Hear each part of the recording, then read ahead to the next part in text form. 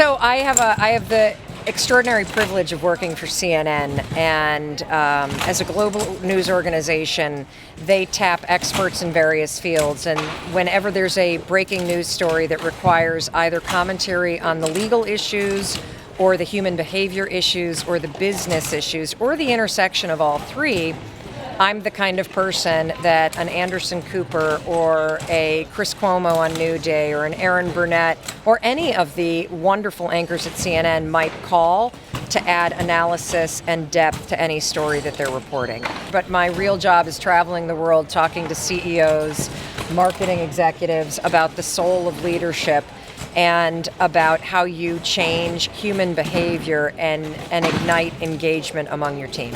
Can you highlight the big moments of this conference, please? Absolutely. Well, with over 100 different sessions and 2.5 days of information and incredible talent and inspiration, it's kind of hard, but some of the highlights were the Senior Vice President of marketing at IBM who talked about artificial intelligence. We had the founder of Tom's, who's given away 35 million shoes.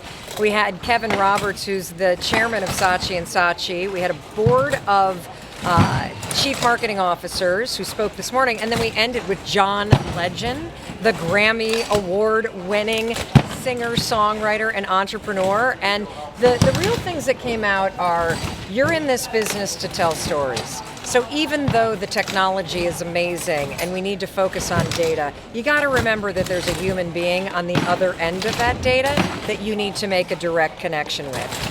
And as an international woman, what is your recommendation for women in the enterprise or in the companies or in the daily life? Well, I think it's really important for women to not be sitting back and waiting for men to figure out that they need more diversity in their companies. We all know, based on the research, that diversity among teams leads to more innovation, faster problem solving.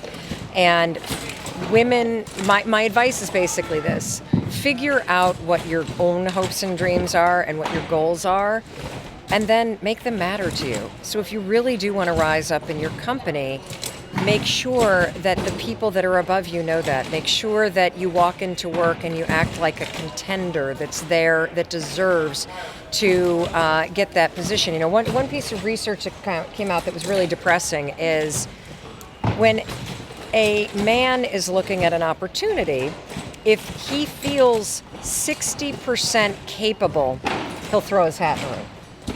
Most women, what the research shows is that women wait until they feel 90 to 95% confident before they'll volunteer for something that's a reach.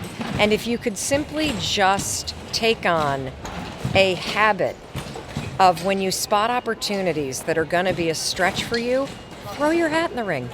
If you simply did that, you would be shocked. Now, you might not get it the first time, but by throwing your hat in the ring, by raising your hand, by saying that you're interested, you're actually signaling something to the leadership in your organization.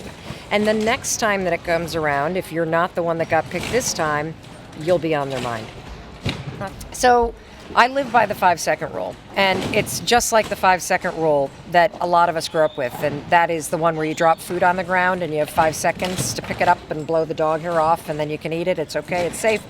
Well, the dreams work the same way. Your body, your soul sends you impulses all day long that are telling you to raise your hand, to walk over to that person, to say something, to go for it, and your brain shuts it down all day long. So the 5-second rule works like this. The second you have an idea that will lead to a game-changing thing in your life, or will create a new connection, or will force you to speak up, you have to do it within 5 seconds.